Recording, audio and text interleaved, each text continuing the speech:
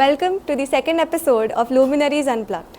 Today's episode is not just a conversation, it's a tribute to the dedication, the hard work, and the years of service provided to Nayar Hospital. Today we have with us Dr. Rajan Nirurkar from 1979 Nayar batch. He is a pharmacologist by training and has his clinical roots in anesthesiologist. He went on to serve as a professor and head of department of pharmacology, and through years of service he has given 46 years to Nayar Hospital as a student, mentor, guide and teacher. Alongside him we have Dr. Kalpana Mehta. She is a distinguished nephrologist via medicine and she has served to Nayar as a professor and head of department of nephrology. Throughout her 46 years of experience, she has made a lasting impact on students, patients and doctors. Today, we have the privilege of having and listening to the experiences, reflections of both of these amazing alumnus from Nayar Hospital. We are truly blessed and privileged to have them here as our guest. Welcome to both of you. Thank you, Aisha. My first question to you is, before you became a mentor, a guide, a teacher, before they say students used to call you sir and ma'am, how were you as a medical student? Yeah, I was an average medical student, maybe above average. During my medical student years, I had a lot of time to make friendship, and that was I am a very social nature. So I had made a lot of friends, not only with my batchmates, but also the seniors and juniors. But I was an average student, that's all. See, as a student, of course, we were like what you are all are today. Apart from studying, which was quite a regular part, we had also had fun and frolicking, right? Going to various beaches, going to movies, and seeing all this together and studying together. Though we had a little different situation like we don't have now, where you have to rush to your programs of MBBS. We had 1.5 year, first and second and third year. So that really helped us to, gave us enough time and get to the subject and go through it. We didn't have multiple subjects, so we were a little bit luckier than you people. So we had, say, in first year, we have anatomy and physiology. There was no separate subject like biochemistry. So like that all throughout. So it gave us lots of time to be with seniors and do all these things. Wow. So that is what we were not expecting. We were expecting that you would probably say that you were studying a lot and all that, because we as students now go through a very stressful journey. We treat meeting friends, going out and making memories as privilege now, luxury now as students. After spending 46 years in Nayar, when you had retired and you were walking out, the last day when you were walking out of Nayar Hospital, how did it feel like? What was the emotion? There were mixed emotions. I had tears in my eyes when I was walking last. And those tears were of joy as well as sadness. The thing is that I will miss student more often because regularly, because teaching, as a teacher, teaching is my passion, and to make pharmacology subject more interesting, using problem based learning or that kind. So I'm going to miss the students like anything. So that is a sad part of it. But good part of emotion is that now I will get a lot of ample time to do whatever I want, which I could not do during my 46 years because of fixed timings. Yeah, I would say rather than starting from the day, last few days prior to that were very bad. That association of 37 years as an faculty and 10 years as a student, 47 years, and last 7 days I had sound sleep usually. Last 7 days, I would suddenly get up at 4 o'clock or 5 o'clock in the morning. And my husband would wonder, what's wrong with you? So, that feeling of, now I'm going to go to withdrawal, that did come. Definitely, I wouldn't deny that. And the last day, we had lots of, 3, 4 functions going on. And the last day, Worse, they all came to drop me till the gate. I said, at least I'll have some time for myself. So when I left out, I controlled myself. But when I sat in my car, I had tears in my eyes. Right? So this is going to happen. It's going to take us time. But we are going to miss 37 years of association, which is definitely what's worth remembering. And we are still coping up with it and trotting, not still out of it. We can't even imagine that emotion. On my last day, I'll tell you one story. I started my car, it was not moving properly. It was a puncture, so I came by Oh, taxi. And when I was going back home, my colleagues, 5 or 6 of them, they took me in their car. They came right up to my home oh, so to drop nice. me. So that was a very nice Touching. experience and send off for me. Sir and ma'am, throughout your journey from a medical student to being a professor, a mentor to students, if you had to describe this journey in just one word, what would be that one word and why? I would say phenomenal because in the institute where you came as student, right? That was in 1978. And that time, see, if you remember, your batches are all come through English medium. We were the one 1961 born. So it was all through Marathi medium, right? Till you were entered the college. So there was fear in the beginning. I said, oh, I have to finish my MBBS. But when the time we went, we sailed through MBBS, MD, then doing our DNB, and then ultimately becoming head of the department. And of course, I had a short stint. I was acting dean also for 3 months. So this is, I would say, phenomenal. And I got the opportunity to build up the department, right to getting the DM nephrology recognized. So it is quite a satisfaction. And I now, if I say retrospectively back, it was quite an phenomenon, I would say. Come as a student and go out as a short stint for dean, HOD, and establishing the department. Of course, this is with the help of everybody on the board, right from hospital, department, and head office. So that's it. I would say that this journey is like legacy, passing on the legacy of my role model teachers to the next generation. During these years, I tried to imbibe the qualities of my mentors, my role models into me and try to take those quality and teach the students so that when they become, they might get inspiration from my teaching, my learning lessons of life, whatever it is. So I would say that I have tried, this journey as a legacy from my senior teachers to the juniors. That's all. So, sir, you have seen Nair Hospital evolve through generations. What do you feel it has changed the most? The system of education. I mean, system itself has changed. Of the medical education curriculum has changed. It's not that students or teachers have changed. We are just a part of the system, and we have to follow the system. So the input to this system come from regulations, from NMC or MUHS. So during our time, system was different. Now, over a period of these 37 years, the system had changed. Uh, in our time, we had ample time because there were only 3 phases of MBBS, each 1.5 years. So we had enough time for our academics as well as extracurricular activities. And the whole medicine foundation depends on your basic subjects like preclinical and paraclinical subjects, and we had enough time. When you don't have that much time, your basic mein rada hota hai. And that is what is happening now with the new curriculum. Both first MBBS and second MBBS is less than 1 year. You have the foundation of the medicine, which is these subjects, yeah, is somewhat weak. So we had, so I'm not so happy with some of the things which are there in the new curriculum called CBME curriculum. Uh, but there are good aspects of CBME. Like we had some practicals which were now outdated. We are still doing pharmacology, the pharmacy preparation, preparing ointment and other things. Now that is taken out. Some good practicals are giving injection on mannequins, giving, teaching communication skills. So these are good things in CBME. So system has changed a lot. But what I feel concern is about that only the first and second year is less than 1 year.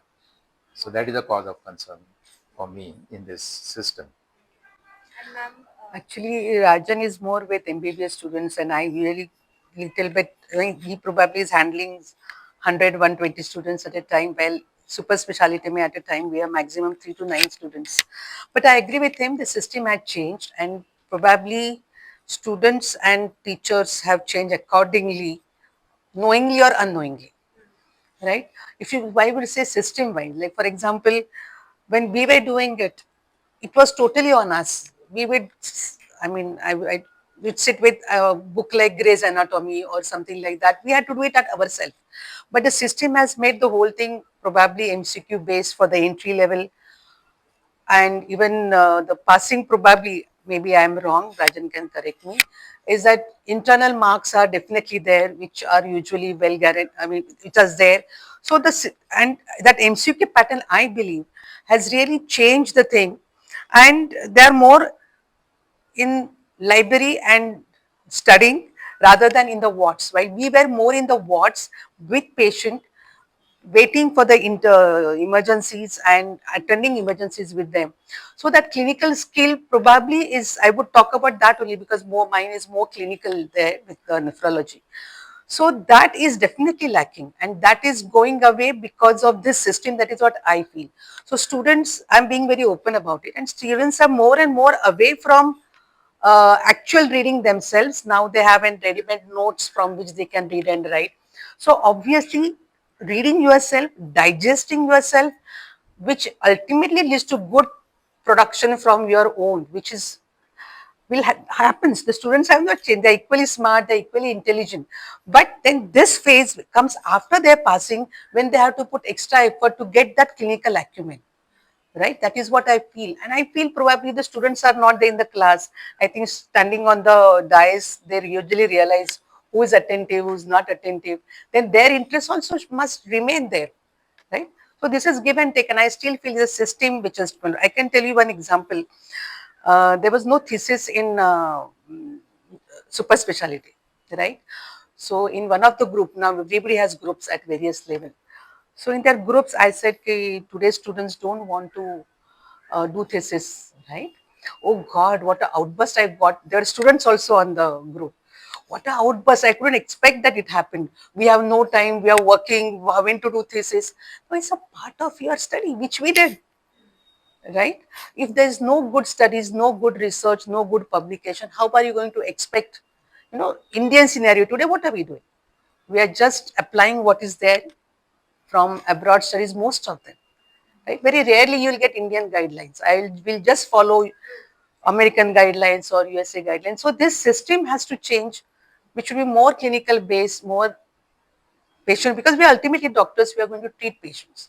And of course, the role of preclinical branches is to make students good, but this has to give and take. So I still believe system has changed and others have changed knowingly or unknowingly. As a student, me myself, I believe that there's a drastic change in the mindset of students. They are more keen to learning via sitting in library and going to the wards. We are just finding ways to find time to sit in the library, sit with books, and that too with notes. The NEET PG perspective preparation right from our UG, like it's third year, second year. So that has Our definitely entrance impacted. was, for how do I get my MBA admission in this college? So it will be totally judged on my MBBS marks, Yes. right? There was no So there NEET was at that time. no MCQs and something like that. So we had to see, and our questions were not MCQ types. They were long questions. So we had to know everything so much in detail. And then we had to struggle, say my marks be more than others so that I get admission. So that was a different scenario. And now it was MCQ based, and I don't know whether I should say this, but I was once went to CM casualty, and there are two interns sitting with your MCQ book, which I had never seen because we never had to give it. And they didn't know probably I am a doctor because I'm in a corner talking to sister. Let's go through, they both saying, let's go to the MCQs. And they started 1, 2, 3, 4. So she, for this question, she said this answer, for this question, this answer. So someone was wrong. She said, don't worry. When you go through these questions again, you will remember, okay, this is the answer. So is that the way? Then it is going to affect long-term outcome. So when former students come and meet you and say that, sir, ma'am, you have taught us, what does this recognition mean to you? See, as a student, I mean, over the time, they are like students are always very loyal because they are with us for almost three years, and it is not probably 9 to 4 like earlier preclinical branches. They are with us. They are with us, talking to us in the morning, telling us about the patient, calling up us at night. Madam, this is the patient, iska kya karne ka, isko dialysis karne ka, this patient has come with that. So we are almost there for 24/7. So that bond is very strong, though we definitely shout at them, scream at them at times if some mistake is there. But there's a one line clear. Once we go out of this ward or class, we are again friends. So these students have a very close bond, and we do feel bad when they leave at the end of the career. And all of them are in touch with us, and we are very proud uh, to TNMC that they give us the opportunity to produce students who are handling, dialysis and all in interior of Maharashtra. Like somebody is in Chandrapur, somebody is in Nasik, somebody is in Chalisgaon, where the dialysis facilities or biopsy or handling kidney diseases, they had to come to main cities. So our hospital has given them such a scenario, and we are blessed to give them the training. That's what I say. When somebody says, "Sir, you have taught us," I ask them, which year you were student, Sometimes it is 10 years back, sometimes it's 20 years back, sometimes it's 25 years back. And it just gives me a great satisfaction that they still remember me, what I have taught them or whatever. Sometimes when I go to workshops, some of the PG students where I've taken a lot of PG workshops, and my some of the favorite subject is like statistics, research methodology, literature. तो sir आपने वो sample size का formula जो बताया था ना, वो अभी तक याद है, वो आपने बहुत अच्छे एक्सपीरियंस दिया. So somebody had gone recently to one workshop. Some student came, sir, I am from Assam, and you had taught in KEM workshops, statistics. I still remember how interesting you made it. So it's a great satisfaction. That's all. Actually, he said, no, you have to ask students which year students you are. In one of the conference, I was just standing and having my tea, and somebody is coming and touching my feet. And I didn't even realize, they were our students who are in MD medicine. They were not with me for nephrology, but they said they have a rotation in nephrology during their medicine term. So they said, I mean, we got interested in nephrology, and they didn't get the seat here, so they did outside and did it. So that's also a really satisfying. Yes, we could generate interest in nephrology in students, and they are again doing well.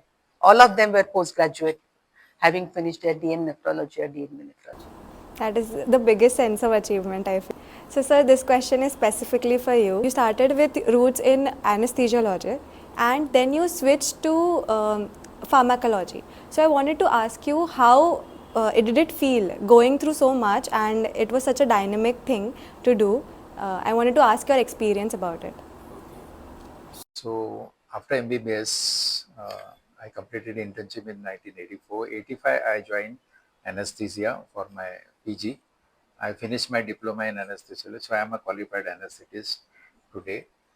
And after that, on one fine day, I had a fever and ascending paralysis. And within 48 hours, the paralysis ascended to the extent that I stopped breathing. So there was a respiratory paralysis also. So they had to put me on ventilator. They could not intubate me, so they had to do a tracheostomy and put me on ventilator. And the case was diagnosed by that time as pure motor paralysis due to uh, very rare case of adult poliomyelitis with respiratory. I was very critical situation. I was breathing on ventilator for 18 days, and after that I was breathing through tracheostomy for about 1.5 months, and I was bedridden for many months. I was hospitalized in our own Nayar hospital for 7 months. After 7 months, um, I was barely able to stand with support. I mean, I was on wheelchair only. So that time I realized that I have to choose something now. I cannot continue my job in anesthesia. So I consulted few So you were registered teachers. for MD anesthesiology that time. Yes, I was doing my MD anesthesia, but I had to leave that branch, because it's not possible because of that to continue anesthetist job. So I consulted few of the teachers and I decided to take pharmacology. And pharmacology teacher said, Rajan, this is a good subject for you. So I joined pharmacology. University gave me a special permission and I joined pharmacology. Now during that phase, what I realized is that, I got an excellent care from my own department, anesthesia department, medicine department. They had appointed, in those times, ventilator care was very difficult. The types of ventilators were different. And they had appointed special duties to, for anesthetists who took my care. And I owe a lot of, I feel gratitude, want to express my gratitude to those who have taken my care, not only doctors, but nursing care. So I consider this as a second life. I was almost on the verge of death, but I came out of it and Yes. had a nice experience. This was in 79. This was in 1986, July to February Oh. 87. I joined this MD pharmacology in March 87 as a PG student. And next 1 year, my teacher said, you have to do and go to physiotherapy and occupational therapy to do the exercise, because once the critical phase is over, you have to develop your muscles which are functioning and try to, functional mobility. So after 1 year of going there, I used to spend 1 hour in occupational therapy, 1 hour in physiotherapy. After 1 year, I was able to stand without support. And that was the happiest moment in my life. I still remember the day when I was able to stand there. Even after going through that, you build the mental strength to come here, and you have changed so many lives. I have seen you also. I have been a student under you as well. I've seen you have really motivated us a lot, and we really look up to you for that.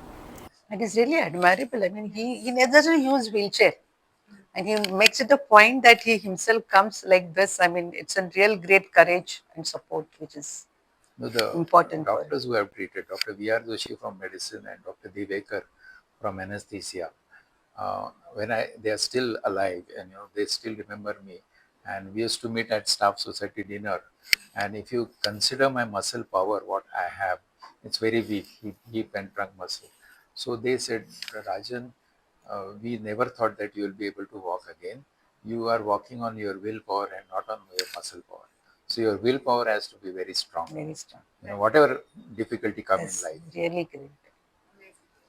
So before we move into clinical experiences and academics, I would like to ask you that is there one moment from Nair that is unforgettable to you, and why is that? See, from me, so many, as we said, actually is a part of what he earlier called it as a legacy. We have learned so many things from I would talk about my medicine side because I'm MD medicine. So right from Dr. V.R. Joshi, who was my first house post was with him, and I have narrated this experience many times. His rounds would start in the morning at 9:30, right, and we had to be ready with that. He will go on till lunchtime. Then is a lunch break, and then come back, and the rounds will go till 4:30. And he was such a meticulous clinician that once during the round we found that the history taking was not adequate. So he did not score. He would never score. He did not score. He told sister, give me one paper.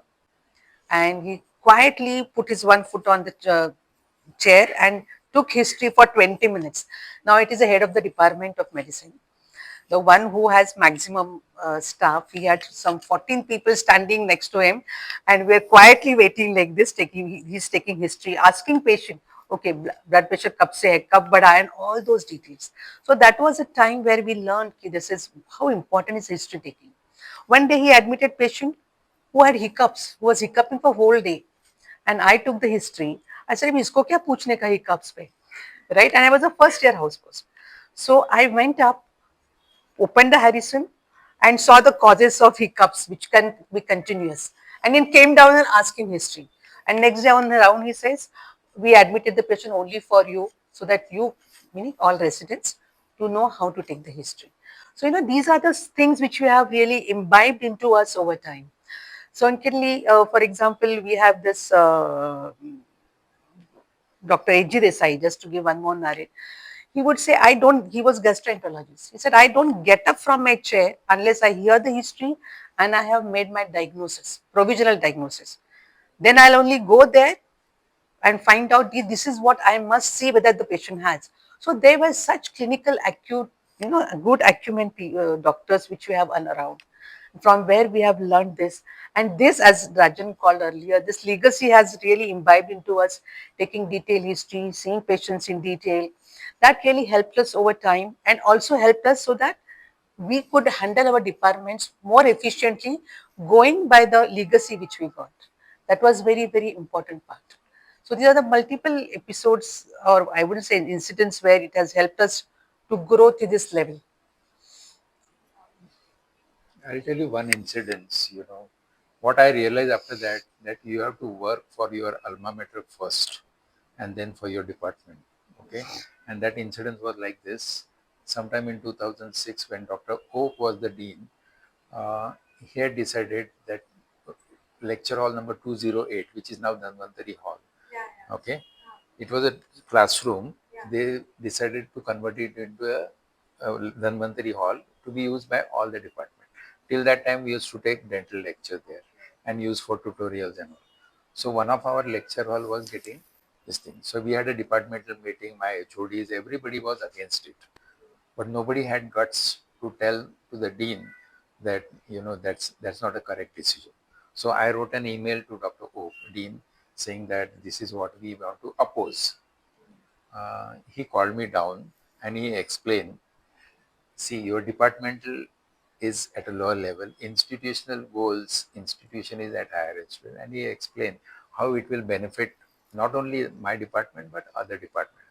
That time I realized, yes, institutional work is more important than your personal or your departmental goal, and that is an unforgettable moment. And then I realized, and thereafter I have done many things for institutions, sometime at the cost of my departmental work, because what I am today is because of this alma mater. So that is what unforgettable moment. That is a very new perspective that I got to know about just now. Ma'am, nephrology is a very demanding in terms of building patient relationships and emotional resilience. So, how has nephrology as a field shaped you as a person more than a doctor? Nephrology illnesses are usually chronic and long term, unless it is acute kidney failure or nephrotic syndromes who responds to steroids. And here the patient has to go through multiple invasive procedures, maybe dialysis, kidney biopsy, and it is not always cost effective. So it drains the family, and over the time we have seen how the patients and their families, emotionally and financially even might break. Though now there are lots of government charities, facilities which are helping them. So this initially we used to say, oh, let's handle the patient, but this other part of it, their emotional part, their finances part, we used to get, oh, let me handle only patient. But after being with them, in fact, we have seen them, some of them come from outside. They come from Nasi, they come from Aurangabad. There's no way to go. Their relatives many times just sleep outside in the foyer. And when you come in the morning, we see them, oh, they are having their tea in the corner. It was such an emotional way to, you get emotional to look at them. And on the top of that, they had to handle serious illness. So with that, that mellowed me down quite a lot. I was quite aggressive in the beginning, but over looking at them over time, I said, no, I have to mellow down myself, which I did over time and spend more time with them. And being a full timer where I never did any practice outside. So I had that way lots of time. And to the extent that our department is on the same floor, we have wards, dialysis, as well as ICU and procedure room all on the same floor. And they know I'm sitting inside. They come anytime to talk to me. And that privilege I have given them, though I make it a rule that 1 to 2 I am in the staff room eating and giving time to myself to just go through the paper. So yes, it has changed me from a very aggressive person to what little mellowed down you call me, I am today. Was there ever a student who genuinely surprised you or changed the way you think about something? Student, you want to take it first? No, I can't think of any student who had changed. I would say Any person who, maybe positively or negatively, either ways? yes. This is, I think when you take your admission in MBBS, you're supposed to have an certificate, medical fitness certificate. Am I right? So suddenly one day I get a call from Dr. Seema, anatomy. It was the first year. I mean, all of you must be knowing it, the person also. She said, there's a girl, student who has a creatinine of 4. So what I admired about the student, I mean, we keep on grumbling, I have so much work to do, I have so much work to do. And this girl, this particular student went through her whole MBBS from that creatinine 4 to 8, and by the time second MBBS, she was on dialysis. She completed her MBBS at first full attempt, all 3 of them. And I must admire their batchmates. She is not from Mumbai, her family is somewhere else. This batch was such a good, whenever she get admitted, they were all around her taking care of her requirements. And what I was amazed by her grit, real results. And she has completed her MBBS, completed her internship, and that's one thing I would like to remember. And we do get students from outside for DM nephrology, right? So they are not exposed to workload of Nair. When they are in a private hospital, they have probably OPDs of 4 to 5 patients, and here you have 130 or 120. So one of the students literally disappeared on the third day. Now I have to really be very careful. What happened to him? He's gone and sat in his room is all right. So I straightway called up his father, and I was told on the next day. So I called up his father and asked him, is the student there? So he said, yes, ma'am, he's standing in front of me. So I said, take great care of him. Let him come whenever he wants to join. And when he came back, I said, what is wrong? He didn't say anything, just smiled. And then we were very nice to him, and he also gelled well. And but I thought, now how he's going to perform, and the amount of change that he showed me, all of us, I'm amazed. Now he's did so well. He published some papers. He did go through his exams very well. So these are the students who said what kind of determination and flexibility that they have. We have to only be very aware and tap them rather than just say, oh, you have run away. No, you must come back. That's the time. There's another student recently also wanted to go back. So, but we also, it's not me alone. It's his other batchmates really cajoling them, talking to them nicely, right? So that their camaraderie really helps them. So these are and these all, as I said during my retirement function, the students keep us young, right? They keep us on your toes, they keep you young, and that's what. I mean, you are young, ma'am. Oh, thank you. As a teacher, what do you think mattered more, being strict or being approachable? And how did your teaching skills evolve over all of these years? What is more important is being approachable. If you are very strict, students just fear to meet you. That's mine. So I'm always approachable, and at times I have to be very strict. So being approachable, I always tell student, if you have any difficulty, you can contact me anytime. I'm always ready to help you. So obviously, teacher has to be approachable than very strict. I have seen some very strict teacher, student घबरते हैं, मिलते नहीं है, they fear. That fear has to go. And what changed my teaching over the period of years is that in 2001, when Dr. Dhanukar was the dean, she gave me responsibility of conducting a workshop called as Teaching Rational Pharmacotherapy. It was a WHO sponsored uh, workshop, and it was meant for almost how to teach pharmacology, workshop, 2-day workshop. So it was, the participants were almost 50 teachers all over Maharashtra, and there are some nice books on that, WHO, Teaching Rational Pharmacotherapy. and Guide to Good Prescribing. These are the two documents which have changed my way of teaching, because I was the organizing secretary and I read that book thoroughly. So any subject in pharmacology you can make interesting with the 6 steps of rational pharmacotherapy. You don't have to repeat whatever is given in the book when you teach the students. You have to tell the first step in medicine, which is important, is the diagnosis. Understand the patient problem. Second step is, you know, what are your therapeutic objective when you're going to manage the patient. So by in pharmacology, what are you going to achieve? You know, are you going to cure the patient, control the symptoms, or whatever it is? That was the second. Then you have so many drugs available to achieve those objectives. Then you have to compare them. You have to have a knowledge of them using that T drug approach. You know, you have to select the best drug. Fourth step is write the prescription. You know, then fifth step is, I tell this fifth step is, you give proper instruction and warnings, that you have to take this drug regularly. And last step is you have to monitor and stop. So with this approach, you can teach any pharmacology topics or any disease or symptom, how to go about it.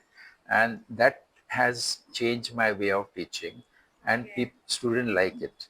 In my first lecture, I tell the students same principles. In my last lecture, internship, there is a, they invite me to teach pharmacology principle.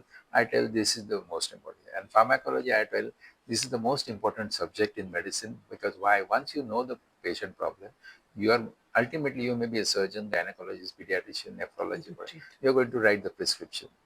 So that's why this is the most important. And this is the way to learn pharmacology. Yeah, I agree with him. We have to be approachable, but at times strict. And in our department, being a small department, because we have, of course, we have still 15 to 20 doctors, including me, to top. We all celebrate each other's birthday. There's a cake cutting for everybody's birthday, right, for every student. And that kind of closeness helps us to really be approachable, which I have, that is one thing. And number two, being a clinician in that part, it is very important that we have to teach them that the patient speaks. Get the details about the patient's history, because with today's world, with all guidelines on your mobile and everything just a click away, once the diagnosis is made, the treatment can be given to the patient, right? Including the dosages and adjustment, everything is given. But if the diagnosis is wrong, how are you going to come to a proper treatment? So over time I have realized, and the kids which are coming to us are very smart. They have gone through entrance exams. They have read a lot. So what needs to them, their approach has to be channelized. So our basic focus is, on rounds, where we have most importance is of the grand teaching round, which you take on Tuesday.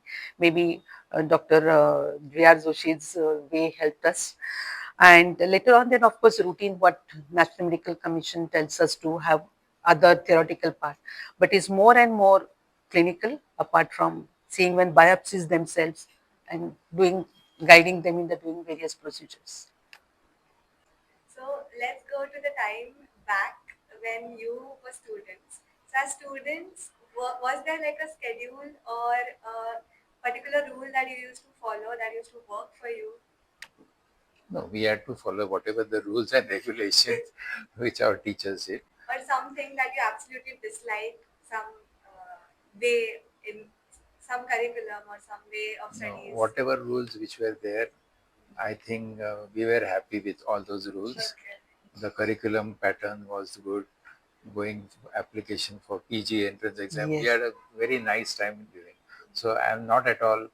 Uh, I'm happy with whatever rules which were there. I don't. ऐसा नहीं है कि ये अच्छा नहीं है rule.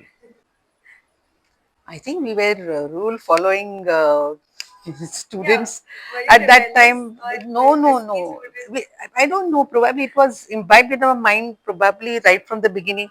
You are supposed to follow your seniors, and what they say to you is good. And that is the way we were brought up with. I mean, we rarely think that we have broken the rules, because we thought they are meant for following up and we are supposed to do it. So very focused, very determined. Like, for example, during one of my that 3 months of Dean's post. One student came and they said during the internship he just disappeared to some foreign tour for 3 months. Now I can't even think of doing it. So this is what it's something should not happen. This is almost like not caring for the rules, which should not happen actually. So we were good students, obeying and following all the rules.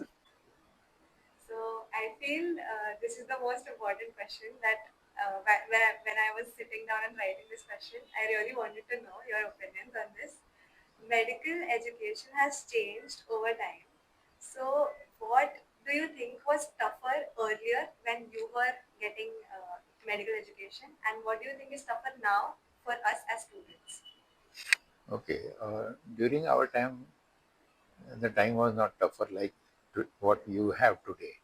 Okay, during our time, the curriculum was such that we had less subjects.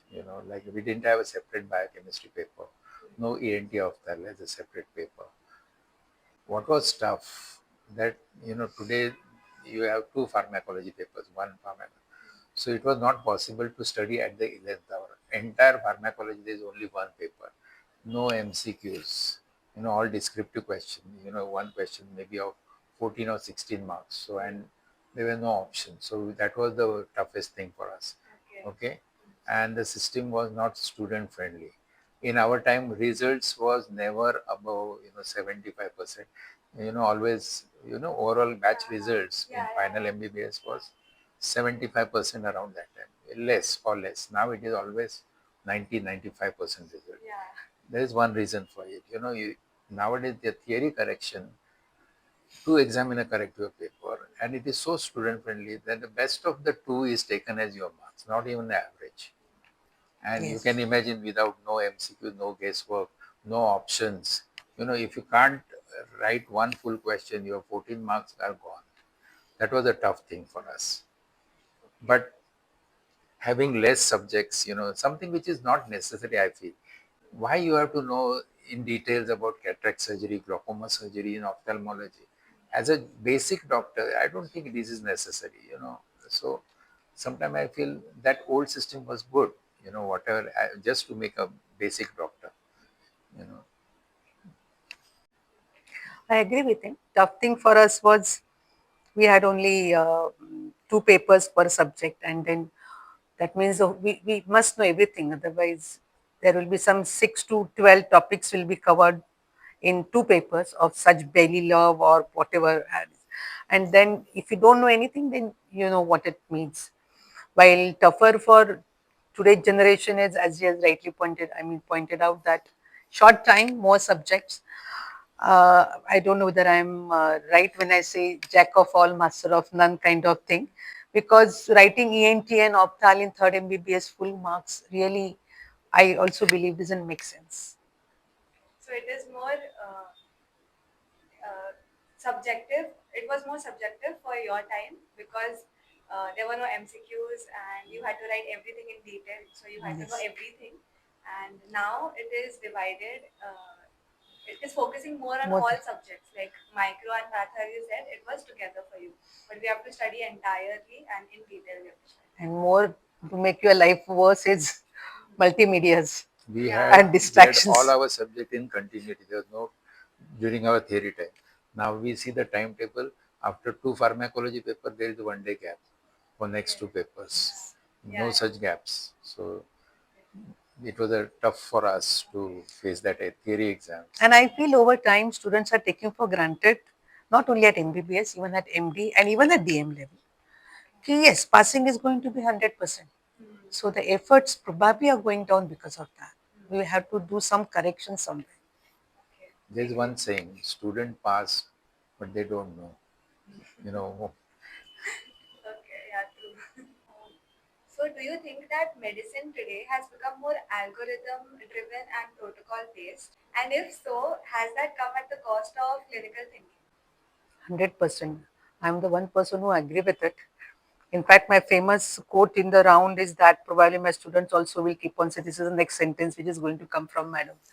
See, these algorithms and protocols are they are guideline. They are just guidelines. They are not recommendation. I believe one has to build up the clinical acumen over years, which came probably much later for us, right? And at that time we used to dependent on our seniors, right? So these protocols and guidelines, I feel, are to guide you that I should be on this pathway. I should not be much away, right? How can any treatment which is studied in America or US or Britain will be applicable to us, knowing our differences of race and genetics, right? So of course it will not be drastically away, but it has to be applied with our clinical knowledge and knowing our population. So today's even on ground, if when I say, because we may not know each and everything, so on ground we have to ask, okay, how will you treat the patient? And the 7 mobiles will come out on the round, and this guideline, this guidelines, and everybody will have a different answer. So ultimately, you have to apply yourself, knowing that patient's his condition, his tolerance, and his financial background. Apart from we being an Indian population, so yes, it has become more of protocol driven, and everybody goes just guidelines, guidelines, guidelines, which should be known, but with strong clinical knowledge of that patient. That is what I believe. As a student, recently I went through my third year major postings. That was medicine, surgery, and all of that. So during that, even I realized that there was a fixed plan for everything. So I was taken aback a lot that is it that any person can just learn Get this. this and fix this thing in their head and give the treatment. So that really affected my interest in medicine and other things. That's why this was a personal question that I wanted to know. Is it just like that? That if anyone can just read something and give it to a patient? No, definitely not. For example, let's take an example. I have to treat a nephrotic syndrome, right? This person may respond immediately, this person may respond late. So I have to adjust my dose steroids depending upon his behavior, his complications, his underlying diseases. So it's going to change. Of course, those who are treating it also, that is a basic plan. That's what I'm saying. It gives you a skeleton. You have to build up around it. That's what is important. So please don't run away from medicine. It's a very beautiful subject. And each patient is a different patient. No two patients are similar patients. And today, what is happening? There are so many subspecial, super specialty. So sometimes each patient, even if you have to make a reference to ENT, ophthalm, just for ends. What is the problem. So you have to know the patient as a whole clinically, and not just in your specialty. Ma'am, you were a part of pioneering kidney transplant in Nayar, and I guess that was between a couple with different blood groups. So, what was that experience for you right from the start? Yeah, see, pioneering kidney transplant were my seniors. I must say, Dr. V.V. Shanbag started in 1983. Then there was a gap for some time, and Dr. Halankar started it. He made it a firm program somewhere in 90s, right? Then we continued it, right? But yes, ABO incompatible transplant, we did it. The first which we did was just before COVID. We didn't know COVID is around the corner. And this was essential because, in India, we still don't have the concept of, we have concept, but people are not ready to grasp it. That is brainstem death, right? So, with so many kidney transplants patients waiting, usually there is no donor in the family, which is blood group matching. And many times, even if it's matching, they don't want to give it for medical reason. So this you go for someone else who is, for example, wife is willing to give, and the blood group is not matching, other members are not right. So here we usually were avoiding it for simple reason, because there will be raised antibody levels against that particular blood group, and it takes a procedure to remove those antibodies, which is much more immunosuppression than normal kidney transplant. So we had to make the family understand that there will be higher immunosuppression, and ABO incompatible. It was our first ABO incompatible transplant. We were really scared and worried, but it's a beginner's luck. So that first transplant really went through very well, the first ABO incompatible. Uh, we didn't finances, if you say this at private hospital will take around 14 lakhs for that ABO incompatible transplant. We could manage it in 5 lakhs, and which is again through most of the charities of the government, Mahatma Phule and all those things. And it lacks a lots of effort from residents also who stay on call there, looking after these patients, monitoring their titers and if required everything. So things went smoothly. We have done so far 6 ABO incompatible transplants. But yes, two of them did have a trouble, but we have gone through it at time, most of the time smoothly, though hiccups were there in one or two patients. So we are happy that we are able to do it at the much concessional rate, thanks to government charities, which are now really doing extremely well as far as the payment is concerned. Is there any clinical case that you will remember forever? There are many actually that way, there are plenty of them. For example, the patients or transplant patients usually follows up for pretty long. Some of them are there from 1990s, 20, 25 years old. And they become so attached to you, and at times you feel, do you deserve what they think about you? They will say, Aap Bhagwan ho. Even if you tell me to jump out from the window, I'll do it.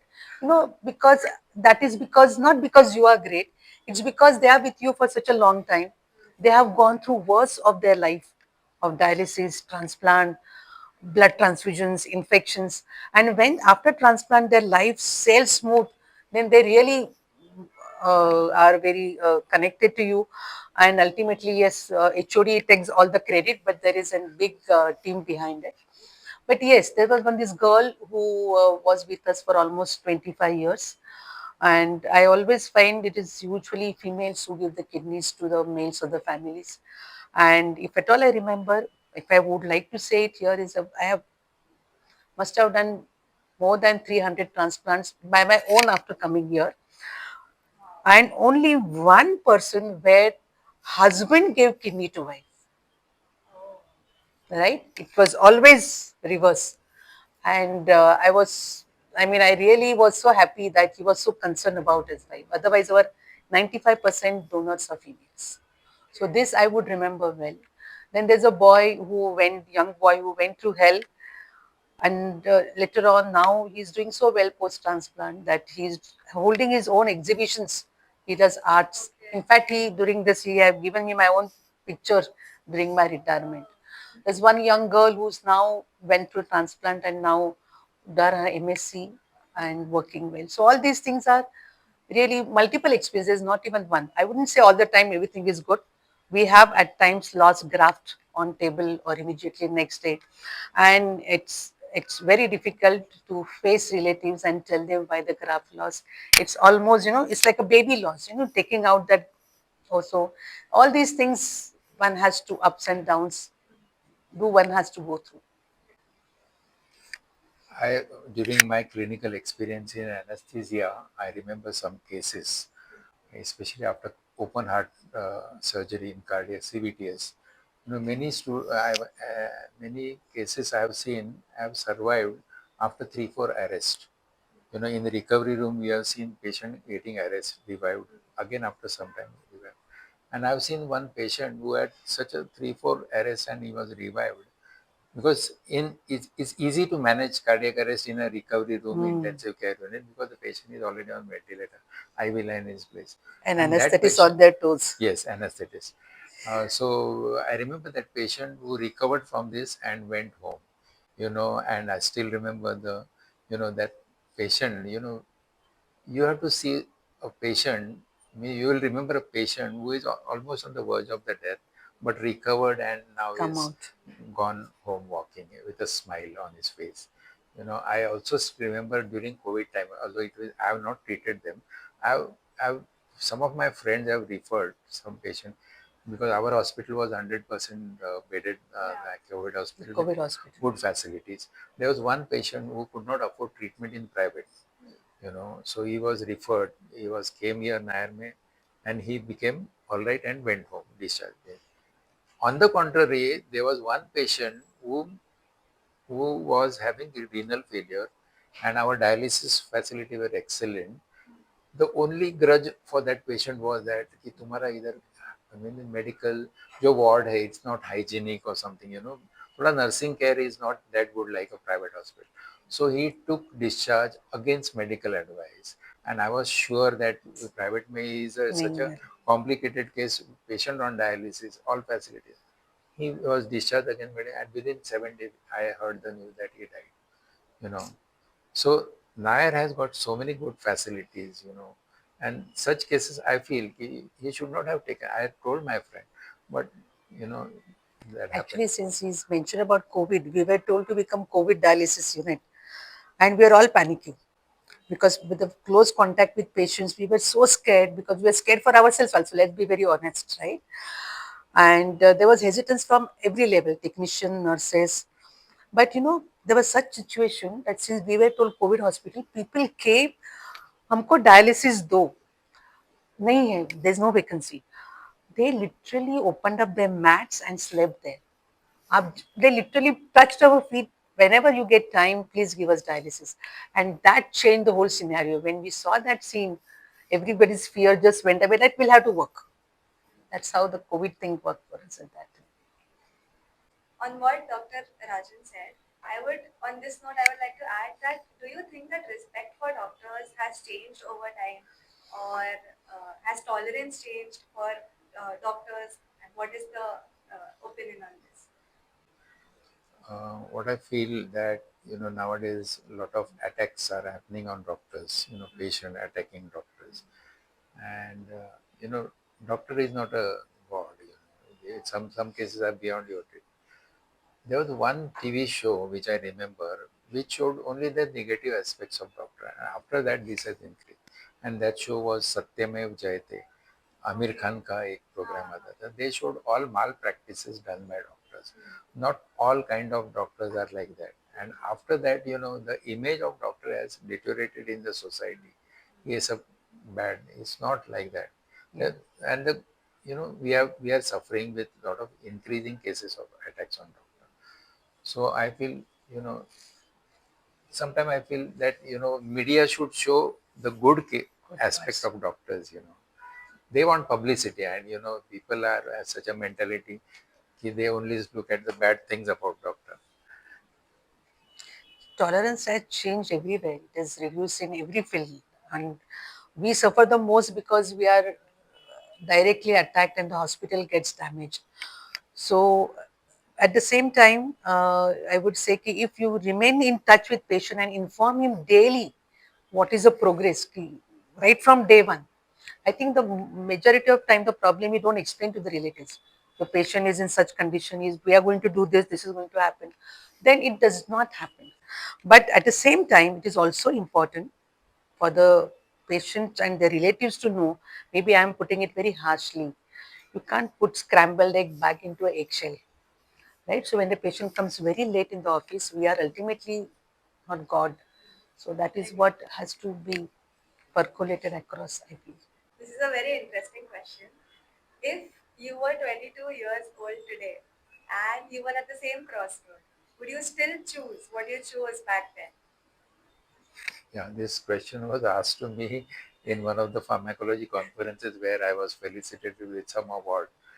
So I said yes. If there's a rebirth or punarjanma, I would like to become a pharmacologist. Oh. Okay, because whatever my past experience is there, I got a lot of love, affection, and support from all my colleagues. I can't think of any other, you know, field where I've got so much love, affection from all kind of my colleagues, students, everything. So I would say no.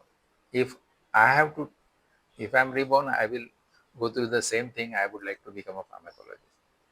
But at the same time, when you give advice to other students, we tell them that doing a medicine is a long period. You have to do personal sacrifices, and this I told to my son when he after 12. So you decide whether you want to take medicine. So he said no, I cannot imagine life like this. What is the situation? But I would like to become a doctor again, and that too pharmacologist. See, maybe having he said about his son, my son has seen me, and when his 10th standard came, when he was to take biology or drop the biology, I didn't foresee. My husband is an engineer by profession. So he said, Mama, I would like to visit your hospital, your first year subject. So I took him to anatomy. That formalin smell, that's the first thing put him away. Then he said, which book I have to read in first MBBS? So I gave him all the bunch. He said, who's going to read this? So he made up his mind, and I don't want to force him up. And I did not force him up, though my husband says we should have. But I said no. So when I became doctor, nobody told me I should become doctor. I got good marks, and I said I want to. I mean, it was not forced upon me from my school days. Ki you have to become doctor. So no. So I feel if I have been given a chance again, I don't know what will be my mentality at that time. So whatever I feel I like, I can choose. For example, today if you ask me if I had to go back to 22, apart from medicine, I have definitely enjoy traveling a lot. Maybe now there's a profession in road trip, I might have picked up that. I love dancing, though I am not a good dancer. I would love to excel in that. But if I had to come, this medicine has given me a lot, and I should not be saying that. But if I had to come back to this profession, probably I would not get into nephrology. It's too hectic, too hectic. At one time, one has to look up the dialysis, transplant, OPD, intensive care unit, hyperkalemia, everything goes on. My son used to say, Mama, Papa comes home, he comes late, but he sleeps peacefully at night. You get calls at night. And you talk about BMC all the time. So if you ask me, I would probably choose a different line, maybe which is not very hectically clinical. At the same time, probably maybe even preclinical. So I can give more time at home because it does. You'll have to pay attention to somebody whom you have produced also. That's what I believe. So it is work-life balance that has Yes, become very important. it has become important. Do you think that people now, students are preferring going abroad for their masters or settling there because of this very reason that work-life balance is very much missing in our country? So, what is your opinion on that? Our medical system has to be revamped, I feel. The overall, the way the teaching is good, but the pattern of examination which puts them extra stress has to be changed. We are facing it. Our staff, our medical system is not only doctors, it's a healthcare as such. You must have seen Gundabai MBBS, that sweeper is also equally important.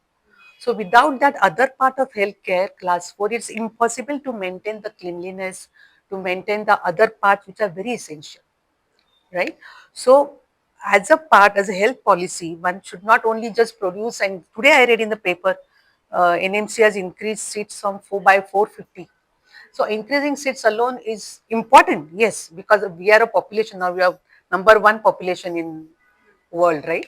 So we do require excess number of doctors, but those should be doctors with full clinical knowledge, clinical skills, facilities, work-life balance, and of course, when they come out very late when they start practicing, 30, 35 years by the time.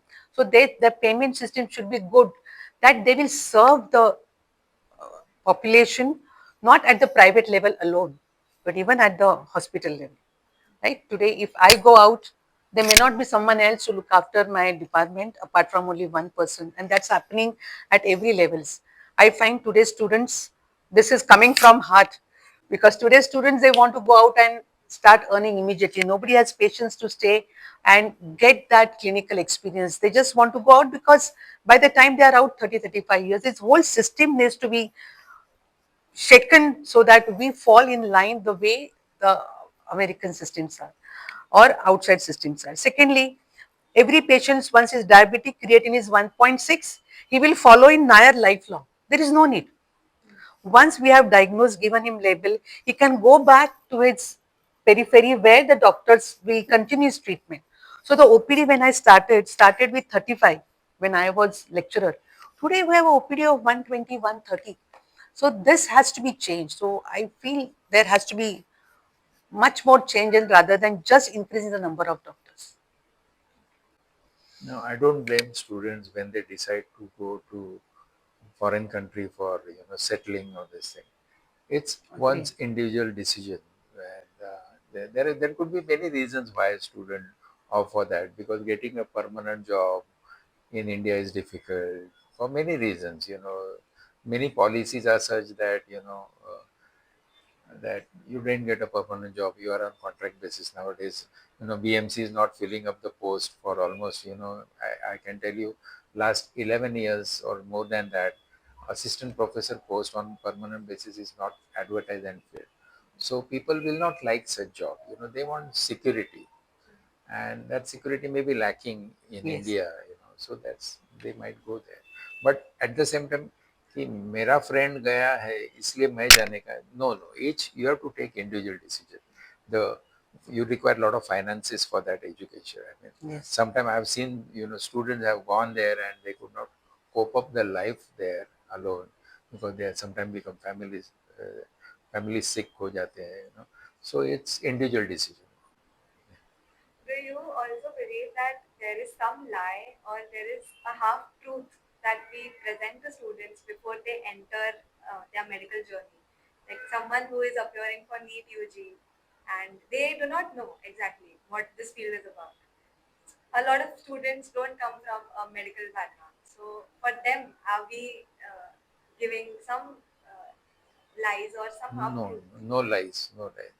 Never give What lies. is we when you're saying we? Parents or college? The idea that we have set in the society about being a doctor. To excel in any field, whether it is engineering, medicine, cricket, there has to be passion for it. So, for first Yes. of all, that person has to like that profession. Maybe he has got it from his family, from his parents, or somebody is seeing the family doctor, and he has that has to come in it. Then only he can take any amount of what is a hardship one has to go through, right? Because it is just not only knowledge you are applying on a human being. So he has to be told about that. They say, whose movie is that? Three Idiots, right? तुम्हारा अभिनय करोगे तुम्हारा बलात्कार बार बार होते रहेगा सोचर में. I am sorry to use that word. So that kind of thing will come if you are passionate about it, and one should not, I don't think anybody is giving lies. Probably maybe it's coming from the families that I have seen families, अरे अपना nursing home you have to become doctor, तो ये nursing home कौन देखेगा? That kind of thing has to go away. There are something called as vocational counseling. Person should be put through it, because we have seen doctors, students breaking down. So this lie probably comes from the extra responsibilities or unnecessary expectations. This doesn't mean the child is not good. Child has a good IQ, is capable of doing it. But like my son said, I don't want to today. He's down, settled down. He's done his IT profession. He's doing well. So give them their choice, and at the same time expose them what exactly the truth the business is about, because you have to be available for the patient. That's what. So correctly, you have to be passionate about whatever line you choose as your career. If you are not passionate about, hardship faced by a doctor, if you are aware and if you are not going to adapt to that situation, no, never take that decision to become. I've seen many students whose parents are both doctors. They have a nursing home. They want their son or daughter to become a doctor, but they are not basically interested. Without vocational guidance. I mean, if you force them, Yes. I've seen students, they are not interested, so they don't learn it, and then they suffer. One of my sons was in his friend, his mother called me up. My son wants to attend your round. He wants to become a doctor or something. So I said, एक दिन का round देख के उसको क्या समझने वाला है? And worst thing to come for to take round to see rounds in dialysis unit. So he came to see rounds in dialysis unit. There are 14 patients on dialysis. Somebody with this catheter, somebody with fistula, with blood moving around at 300, 400 ml, 350 ml per minute. Somebody having low BP. He just ran away in 10 minutes. No, and he decided against it. It was a wrong way to, of course, to from nephrology. So one has to be exposed and told the truth. And I feel this we are at the before they come to medical college. There should be vocational guidance is must, and family should not put undue pressure. Okay, so getting into the profession for the right reason. Yes. I remember one family where they sold off the nursing home because the child was not willing to go for the medicine. I really admire those parents. So, do you think that burnout is an individual problem or a systemic problem in medicine? What is it exactly? It's both. I mean, those who can adapt to the situation or system, they will not feel burnout. Okay. If you are not ready to adapt to this tough situation in a doctor's life, then they will be burnout. So it's you have to know what lies ahead when you decide to become a doctor. So some individuals can adapt, some individuals cannot adapt, and that's why that vocational guidance may be important. It is important. Right, in my field, those my resident will have to be awake at 7 o'clock, be with us till we leave by 5 o'clock or so. Then one of them, two of them will be on call whole night. They are not sleeping. Next day again they have to be there and around. So this routine they can follow only when they have that liking for the patient. Oh, I'm learning new from this patient. That's just very important. From your experience in nephrology, what do you think that students or doctors misunderstood the most? Chronic diseases or patient care? Both, I would say, because one must understand ki, first of all, there has to be, which is now happening, the awareness. These diseases like hypertension, diabetes, if not taken care of, will land up into chronicity. That awareness is important. At the same time, they're preventable. I'm talking about even before developing the diabetes and hypertension. So students and general public are now aware. Most of them are aware now the way our lifestyles are, and that is a big deal. We eating junk foods and all those things. So this is misunderstood, or I would say they understood because of the awareness, but still not followed. Right. So this is very important at every level. Should start like environmental studies have started way as early as second and third standard. So this must come much earlier and make them aware. So we can fight this because the CKD in nephrology is usually most of the time diabetes, hypertension, and certain infections. So awareness of this is very important. Sir, do you think that pharmacology is underrated by students or misunderstood by students? And if so, where do we fail to explain it to them? Okay, I understand that pharmacology is a really difficult subject. You have to know so many drugs, and that this is one field where every 5 years or every year so many new drugs are coming That's up. It's difficult to cope up with that knowledge, but yes, no, many of students feel it is not important in that because they want to relax. Second year mein thoda relax, but it is a very important subject. Now, why we fail sometimes to generate interest in this subject is that many teachers I have seen, they just pass on the knowledge which is there on the book on their slides and read that slide and teach that. The students know कि ये सब book में है वही सिखा रहे. You have to make things subject interesting. interesting. You have to, and the only way we can make the subject is with problem-based case studies related to pharmacology. Another thing which I was very passionate about, when I had ample time, I have conducted many quizzes in pharmacology, and students still remember those questions. And whenever the team is selected, not only those three students, but other students who are not selected, they used to attend my classes of training, pharmacology. So that's one way to make the pharmacology interesting. So a problem-based teaching pharmacology or using that 6 steps of rational pharmacotherapy, if you teach, it will be a good subject and interesting. And there are ample opportunities even after taking MD pharmacology as your postgraduate subject. Not only if you are interested in teaching, you can go there. If you are interested in other avenues to you get a good job in industry and you can go up higher depending upon your skills.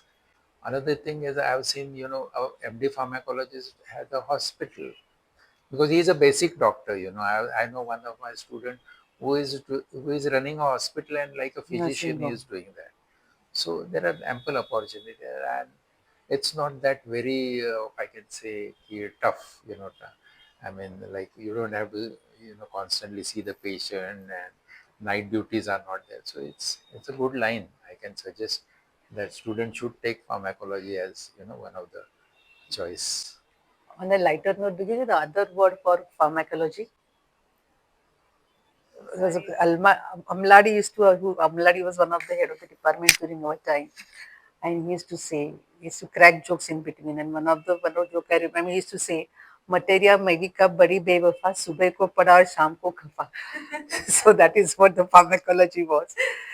And now, with so many drugs, it must be really No, I still remember the same teacher, Dr. Amladi, who Amladi. encouraged me to take pharmacology for when I changed from From this, anesthesia. so he was a His lectures were like, we never felt that we are listening to a yes. lecture.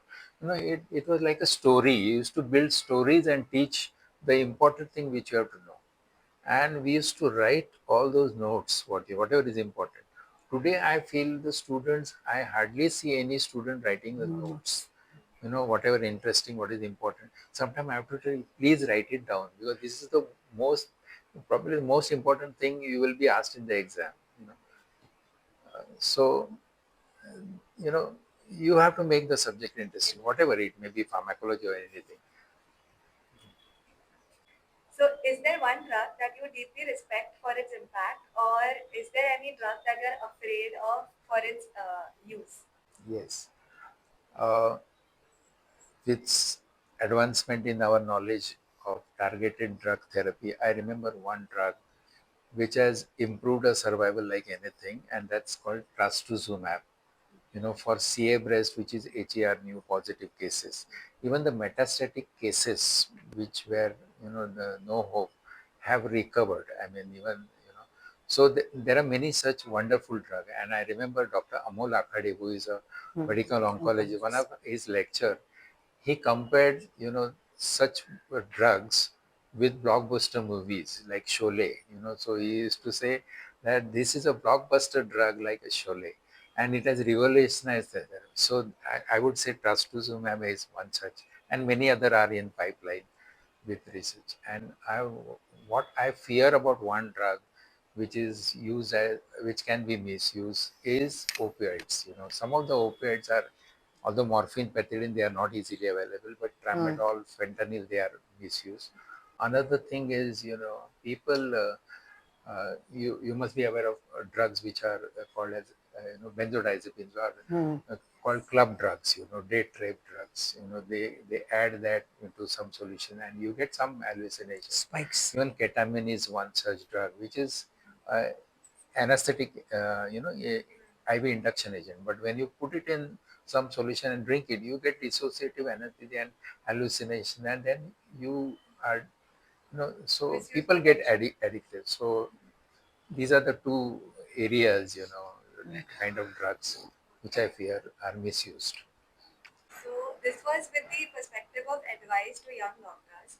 What is that one skill or one habit that you think that students now or doctors now should develop earlier? And one mistake that you think that they keep on making, the younger doctors are more prone to making these days? As far as skill is concerned, I remember saying by one Dr. H.G. Desai, who was a gastroenterologist, and we were lucky during our time we had a posting in super specialty. He used to say, and I also repeat the same thing, the most important thing in medicine is diagnosis. Second important thing is diagnosis. Third is also diagnosis. So your diagnostic skill is the most important, and you have to understand your patient problem. If you don't diagnose or you don't understand your patient problem, you cannot manage it. So that is the one skill, understanding the patient problem. Your diagnosis may not be final, but you have to understand what is the problem with the patient. Then only that skill has to be there. Another important skill is communication skills. How you Yes. communicate and talk to the patient. These are the two skills. This is one skill which you most important. As far as what was your second question was part of mistake.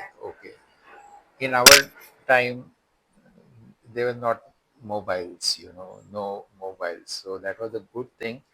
Nowadays, I see a lot of people spending too much time on mobile, social media. रात को late सोते हैं, searching and replying to all that, and they waste time. So it may be it's a good thing, but there are bad things about. So don't. My advice would be don't spend too much time on social. Reduce your screen time. Focus on reading books and other things. That's I believe you have to learn your medicine in wards and not in library.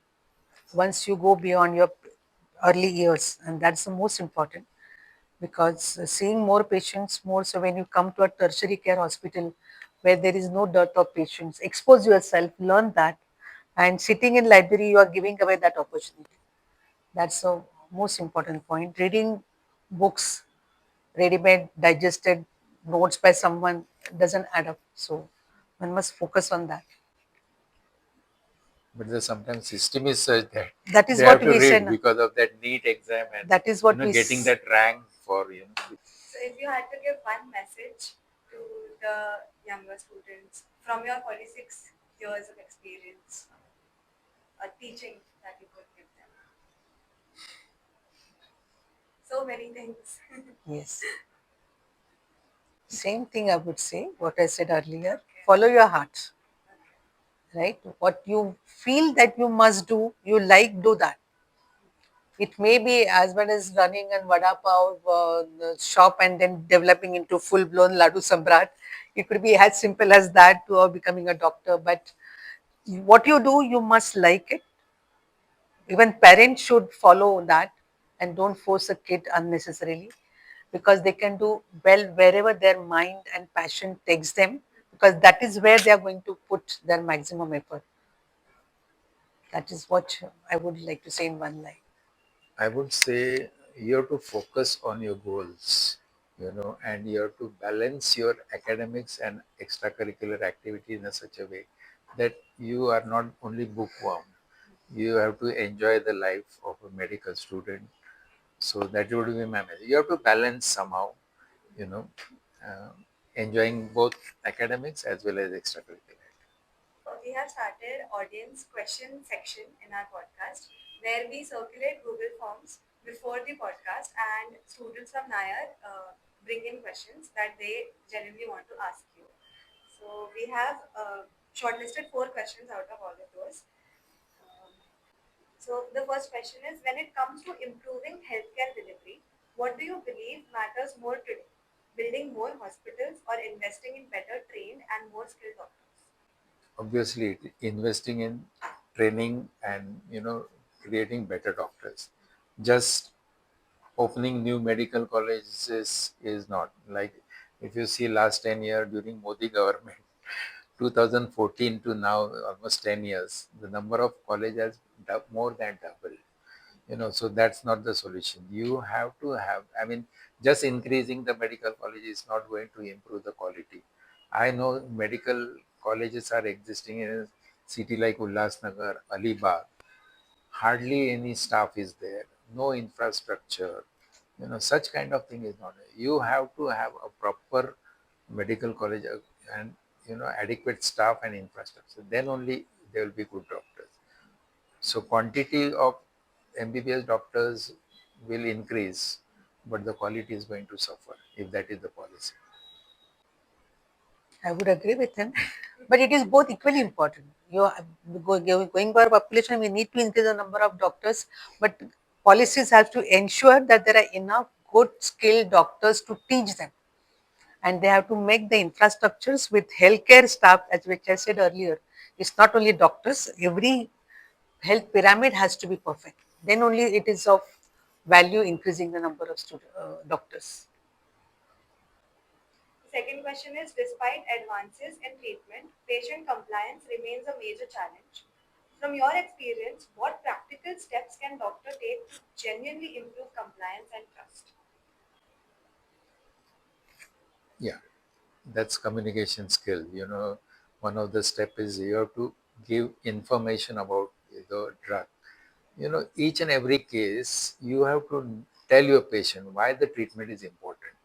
The patient may be asymptomatic, hypertension, no symptoms, but you have to explain that if you don't take the treatment, these are the complications. Diabetes also, patient is asymptomatic. So you have to tell the patient and tell that why it is important to take the drug regularly, and that's a communication skill. And if you don't take the treatment, what is going to happen? And if patient can understand and has a fear in that mind, if I don't fall, I'm compliant with the management or the treatment, this is what will happen to me. Then, so this is the way you have to communicate and teach, and that will improve the compliance. The third question is, with cardiovascular diseases rising due to hypertension and diabetes, do you feel nutrition, which is often neglected in medical training, deserves far greater emphasis? And should doctors be more proactive in lifestyle counseling? Yeah, this is a very most important. In fact, if you see the prescription of any nephrology OPD or indoor, it starts with diet. But then at the same time, I would also like to say we only write so much of fluid, so much of protein, so much of potassium, so much of phosphate. But the patient should know what it means, which food item contains which minerals or which carbohydrate and all. So this dietetics, like you have now ENT become a major subject. This has to become a very important topic, and which is neglected, very badly neglected. At the same time, the kind of patients which we see in our OPD, right? Our patients may not be even taking 1 gram per kg of protein per day. Like you have to reduce protein intake in CKD, but some of the patients are not even taking zero point 0.6 to zero point 0.8 grams. Me being a vegetarian, once I calculated my protein intake, it was not even coming to 1 gram per kg per day. So this awareness is very important, which food contains what, certain foods have to be available. So yes, like as I said, environmental studies have become a part in the second and third standard.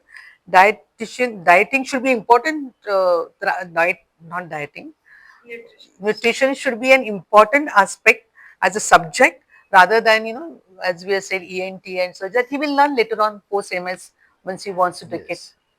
It is said that prevention is better than cure, and you can prevent so many lifestyle diseases by just following a good nutrition, balanced diet.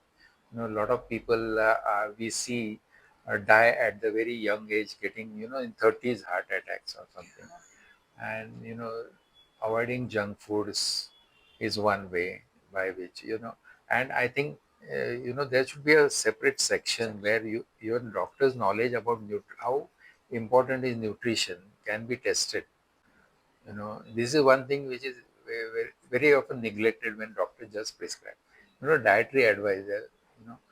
So that is very important subject. We learn nutrition in school, college, medical college, but we never given important. इसके ऊपर एक exam होना चाहिए. That's what I feel. As I said, ENT ophthalmic glaucoma surgery is not important for us. Basically, Probably if you see, there is yeah. only one or And two nowadays, many people dietitians. are shifted. Many doctors association have formed where they are focusing on diet. Some are vegan diet. Something like that. And there are enough research available with results that if you follow this simple diet, avoid junk food, घर का खाना खाओ, fresh food खाओ, don't so many things are avoidable. They must know obesity is a disease. That's all we will say. Yes. In towards Times of India paper, of course, is an advertisement by somebody, but they have written the obesity is a disease. Definitely. There is increasing discussion about integrating Ayush with allopathic medicine. In your experience, can this integration genuinely improve treatment outcomes and patient compliance, or does it risk blurring scientific boundaries? Yeah, I think I strongly oppose integrating Ayush with our system of medicine, which is modern medicine, you know, because the way in which Ayurveda, Unani, and homeopathy, they are different principles. They cannot be equated and merged with this. I believe in that. I use that why is important. Yes, yoga helps many, hypertension. If you do yoga, mental illnesses, it will help you. But if you try to integrate this into one, there will be khichdi. you know. So I strongly, in fact, Maharashtra government has started one course called CCMP, certificate course in medical pharmacology for homeopathic doctor. It's just a 1 year course. Those homeopathic doctor has to be taught some pharmacology and something about medicine, and after they give the exam, and they are allowed to prescribe, legally, the practice of modern medicine, which I feel is wrong. You know, so I was one of the I strongly oppose that. We were asked by the government to teach.